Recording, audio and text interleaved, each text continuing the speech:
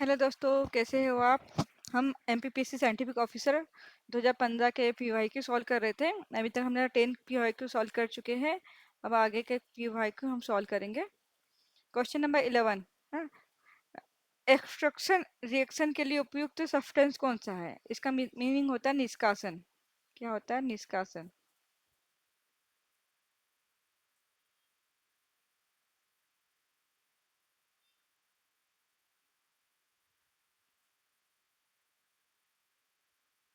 कौन सी अभिक्रिया है? निष्कासन है ना।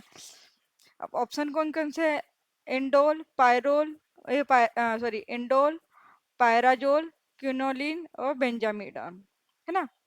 अब पहले इनके स्ट्रक्चर देख लेते हैं, इनके स्ट्रक्चर कैसे होते हैं। इंडोल का स्ट्रक्चर कैसा होता है? चलिए, आप में से किसी को पता हो तो आप बताइए, तभी हम आखिर में बताएंगे ही कि इंडोल का स्ट्रक्चर कैसा होता है। तो पहले तो क्या होता है कि इंडोल का जो फॉर्मूला होता है,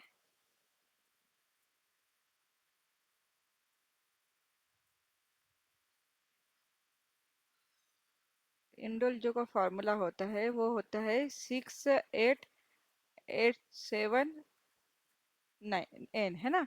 और इसमें क्या होता है कि एक बेंजीन रिंग होती है, उसके साथ में एक बेंजीन रिंग होती है, फिर उसके साथ में एक हेट्रोसाइक्लिक रिंग जुड़ी हुई होती है ना।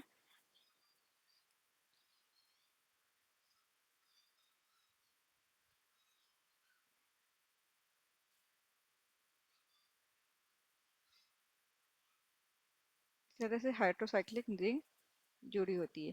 ये काय का एग्जाम्पल है, ये स्ट्रक्चर है, ये है एंडोल का। ठीक है, एंडोल का स्ट्रक्चर ये है। और पायराजोल क्या होता है?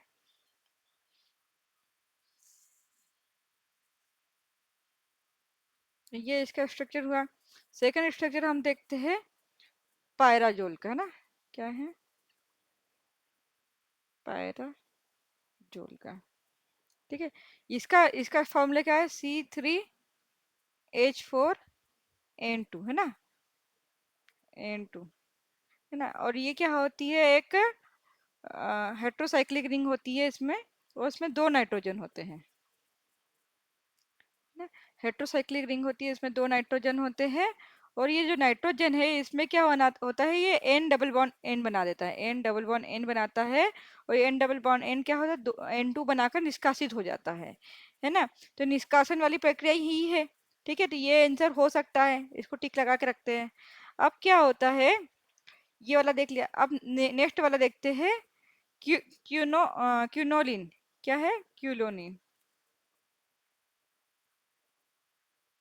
सेम पेन हो गई।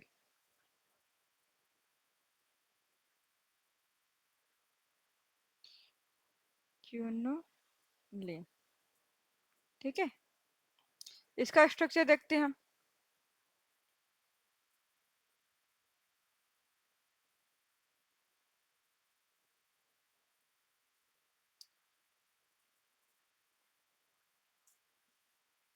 इसका फॉर्मूला क्या होता है? C9,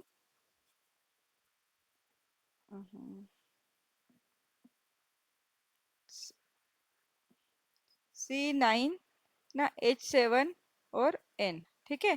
इसमें क्या होता है कि एक बेंजीन रिंग होती है जो एक हेट्रोसाइक्लिक रिंग से जुड़ी हुई होती है। ये बेंजीन रिंग है, हेट्रोसाइक्लिक रिंग है। इसमें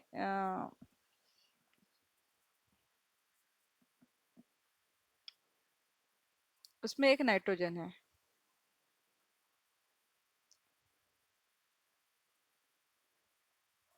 ठीक है, इसको हम वो कर देंगे।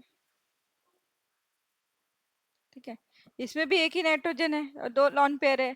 तो इसमें भी क्या हो सकता है? नाइट्रोजन रिमूव नहीं होगा, है ना। अब थर्ड फोर्थ वाला ऑप्शन क्या है? इमिडाजोल। इमिडाजोल में क्या होगा?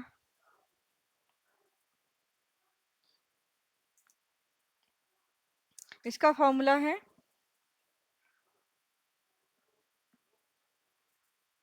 इमिडाजोल, है ना। देख लेना आपने थोड़ा, इसका फॉर्मूला है C3H4N2। इसमें क्या होती है कि ये भी पायराजोल जैसा ही होता है, हेटेरोसाइक्लिक रिंग होती है ना। पायराजोल जैसे ही होता है, लेकिन पायराजोल में क्या है, 1 और 2 पोजीशन पे क्या नाइट्रोजन जुड़े होते हैं। कौन सी पोजीशन पे, 1 और 2 पोजीशन पे।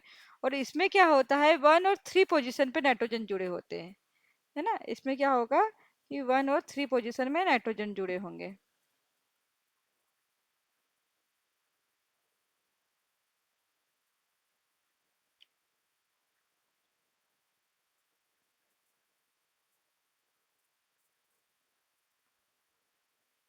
ठीक है, तो इसमें नाइट्रोजन 1 और 3 पोजीशन पे है, तो इसमें वो तो नाइट्रोजन तो बाहर निकल, एन डबल बॉन्ड एन बनेगा नहीं और नाइट्रोजन बाहर निकलेगा नहीं। ठीक है, तो इसका ऑप्शन क्या हुआ, आंसर क्या हुआ हमारा, बी।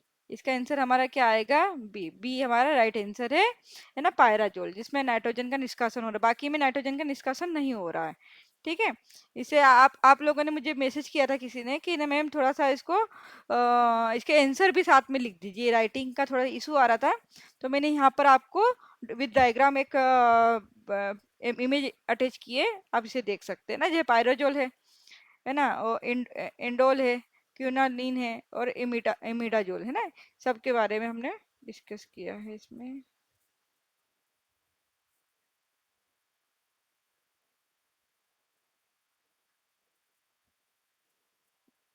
नेक्स्ट क्वेश्चन है, इमि इमिडाजोल न्यूक्लियस कहाँ पाया जाता है। इमिडाजोल न्यूक्लियस कहाँ पाया जाता है, एलेनाट्रोपिन में, विटामिन बी 12 में, पिलोकार्पिन में, और एट्रोपिन में। बताइए कहाँ पाया जाता है।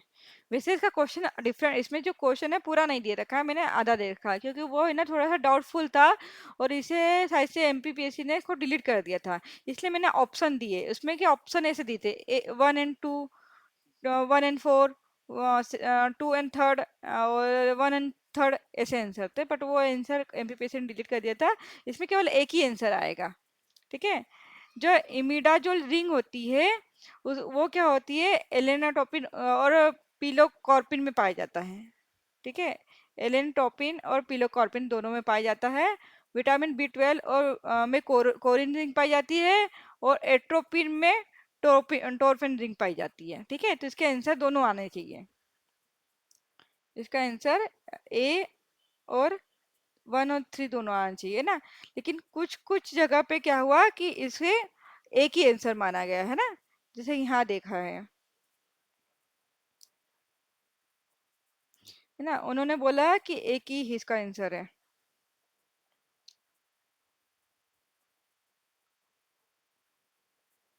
ना? इसका आंसर फर्स्ट माना है, बहुत सारी जगह पे इसका आंसर क्या है, फर्स्ट माना है। ठीक है,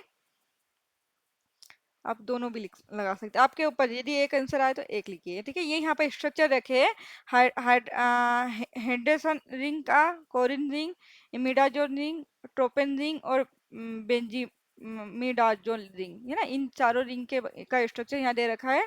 अब देखो, कुछ बच्चों ने मुझसे कहा था कि मैम थोड़ा जब स्ट्रक्चर की बारी का टाइम आए तो आप थोड़ा सा स्ट्रक्चर है ना, जो कॉम्प्लेक्स स्ट्रक्चर है उन्हें ऐसे इमेज फॉर्म में लगा दो। तो मैंने इसको सजेशन माना है। यदि आपको ये सजेशन अच्छा लगा हो और आपकी वीडियो में, तो मुझे बताइए कि कैसा है। यदि ये इस टाइप की इमेज लगाना ठीक है तो मैं लगा दूंगी। कुछ आपको आंसर सॉल्यूशन लिख टाइपिंग फॉर्म में भी चाहिए तो मैं उसको भी, आप सजेशन दीजिए, आप सजेशन देंगे मैं उस हिसाब से अपना आगे के वीडियो में इसको इम्प्लीमेंट कर दूंगी। ठीक है, ये इसकी स्ट्रक्चर है, आप देख लीजिएगा इसे। ठीक है, तो इसका आंसर हमारा हो गया है ना। इसका हम हमारे ये जो एमपीपीएससी के हिसाब से एलेंटोनिन और पिलोकॉर्पिन दोनों आंसर इसके सही है। ठीक है, नेक्स्ट क्वेश्चन है, क्यूनोलिन ऑन नाइट्रोजन गिवन, है ना। इसका आंसर आएगा, मतलब इसमें भी ना दो टाइप के, मतलब बुक्स में अलग अलग है। कुछ लोग बोलते हैं कि मतलब इसमें दो टाइप के प्रोडक्ट बनते हैं, 5 और 8 भी बनता है और 2 और 8 भी बनता है ना, अलग अलग कंडीशन में। लेकिन जब स्टैंडर्ड और रेफरेंस बुक जो पढ़ी जाती है उसमें केवल इतना दिया है कि 5 और 8 जो नाइट्रोक्विनोन है वो ही इसका आंसर आएगा। अब इसका कैसा है, फिर क्यूनोनिन देखा था ना, मैं अभी थोड़ी देर पहले देखा था हमने क्यूनोनिन। क्यूनोनिन में क्या था, एक बेंजीन रिंग थी और एक pyridine थी, है ना। और रिएक्शन कहाँ पे हो रही थी, बेंजीन रिंग पे हो रही थी। क्यों बेंजीन रिंग पे क्यों हो रही थी, है ना। मतलब जो नाइट्रेशन होता है, नाइट्रेशन के दौरान सब्स्टिट्यूशन मुख्यतः क्यूनिन के बेंजीन पर भाग पर होती है। क्यूनिन जो होती है, क्यूनिन से जो जुड़ा हुआ बेंजीन भाग होता है उससे जुड़ी होती है, 5 और 8 नाइट्रोक्विनोन बनाते हैं, है ना। और जो क्यूनिन है वो इलेक्ट्रॉन डेफिशिएंट होती है, इसलिए उस पर रिएक्शन नहीं होती है, ठीक है। कहाँ गया क्वेश्चन हमारा, ये तो इसका आंसर क्या आ जाएगा, 5 और 8, है ना। इसको मैंने एक्सप्लेन किया है इस टाइप से कुछ। ये इमेज बड़ी होगी क्या? हाँ, अब देखिए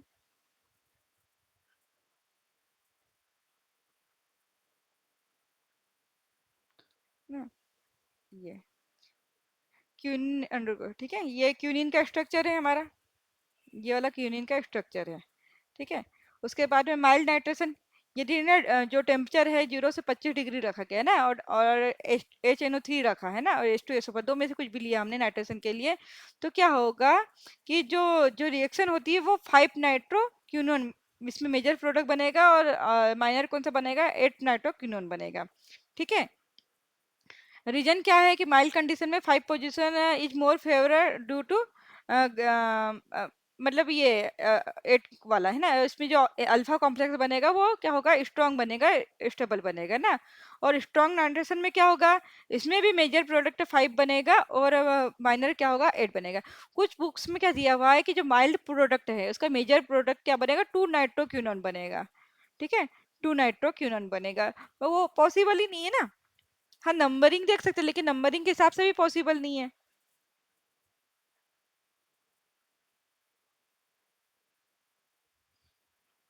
ठीक है। और स्ट्रॉन्ग एसिडिक कंडीशन में भी हाई टेम्परेचर लेंगे करी, तो नाइट्रेशन क्या होगा, मेनली 5 पोजीशन पे ही होगा, है ना। और वो मेजर बनेगा, मतलब इसका इंपॉर्टेंट पॉइंट क्या दिया है, नाइट्रेशन ऑफ क्विनोन मेजर हमेशा 5 नाइट्रोक्विनोन ही बनेगा, ठीक है।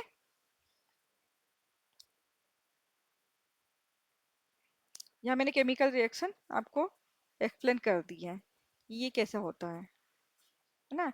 इसमें इंटरमीडिएट बनेगा, है ना, इलेक्ट्रोफिलिक सब्स्टिट्यूशन रिएक्शन होगी, ये चीजें हम क्लास में पढ़ेंगे ना। इसका इलेक्ट्रोफिलिक सब्स्टिट्यूशन रिएक्शन होगी, इसमें इंटरमीडिएट बनेगा, उसके बाद में ये अल्फा कॉम्प्लेक्स जो होगा वो स्ट्रॉन्ग बनेगा, ठीक है। नेक्स्ट क्वेश्चन है, which radiation from cobalt 16 is use for sterilization, ठीक है। तो इसका आंसर आएगा गामा, इसका आंसर आएगा गामा। अब गामा रेस क्या होती है कि गामा रेस के कारण जो माइक्रो ऑर्गेनिज्म होते हैं, सूक्ष्म जीव होते हैं ना, सूक्ष्म जीव, वो क्या होते हैं, क्या बोल सकते हैं उसे, मतलब जो कोबाल्ट 16 से निकलने वाली जो गामा रेस है ना, वो बहुत गहराई में, बहुत डीपली प्रवेश करती है सूक्ष्म जीवों को नष्ट करने के लिए ना, सूक्ष्म जीवों को। इसलिए क्या, जो किसी चीज के ऊपर, किसी चीज को क्लीन करना है ना, स्टेरिलाइजेशन करना है उसका, तो उसके लिए हम क्या करेंगे, गामा रेस का उपयोग करते हैं, वो कोबाल्ट 16 में पाई जाती है ना। कोबाल्ट 16 से निकलने वाली रेडिएशन जो है गामा रेस, उसके कारण होता है, ठीक है। तो इसका आंसर क्या हो जाएगा, बी ना। नेक्स्ट क्वेश्चन है, I313, है ना, 131, और I125 की हाफ लाइफ क्रमशः कितनी होगी, ठीक है। ये याद करने वाला क्वेश्चन था, आपको इसको डायरेक्ट कर सकते हैं, इसका आंसर डी आएगा, है ना, 8 डेज और 16 डेज, इसका आंसर क्या आएगा, डी, 8 डेज और 16 डेज, ठीक है। और हाफ हाफ लाइन निकालने का फॉर्मूला आपको याद है क्या, क्या होता है हाफ लाइन निकालने का फॉर्मूला?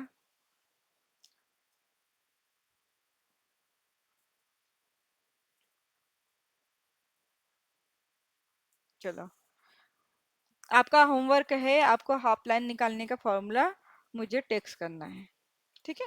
या तो कमेंट बॉक्स में करिए, या टेलीग्राम पे करिए, या व्हाट्सएप पे कीजिए, ठीक है। आपका होमवर्क है, होमवर्क क्या है आपका, हाफ लाइन का फॉर्मूला लिख के, बस फॉर्मूला लिख के बताइए मुझे, ठीक है। ये होमवर्क है आपका। आज के लिए फिर इतना ही, मिलते हैं कल आगे को क्वेश्चन के साथ में। आपको हमारा क्लास अच्छी लग रही हो, ये PYQ सीरीज जम रही हो, तो आप कमेंट्स कीजिए, लाइक कीजिए, शेयर कीजिए, है ना। आप लोग लाइक नहीं कर रहे हो, मैं देख रही हूँ 50 से 60 बच्चे इस वीडियो को देख रहे हैं, इन फ्यूचर ज़्यादा बच्चे भी देखेंगे इसे। आप लाइक नहीं कर रहे हैं, और कमेंट करने में तो है ना बहुत ही प्रॉब्लम आ रही है आपको, पता नहीं क्यों। आप कमेंट कीजिए ना और सजेशन दीजिए मुझे और क्या इम्प्लीमेंट कर सकते हैं, है ना? आप सजेशन, आपके सजेशन, जैसे किसी बच्चे ने सजेशन दिया था मुझे, उन्होंने टेलीग्राम पे पर्सनल मैसेज किया था कि मैम थोड़ा-सा आंसर इस टाइप से भी लिख के दे दीजिएगा। तो मैंने वो इम्प्लीमेंट करके देखा, आपको अच्छा लगा हो, जिसने मुझे मैसेज किया था उसको भी अच्छा लगेगा, अच्छा लगा हो तो अच्छी बात है। बच्चों के हित के लिए हम काम कर रहे हैं ना। चलो ठीक है, आगे के क्वेश्चन कल की क्लास में देखेंगे। जय हिंद।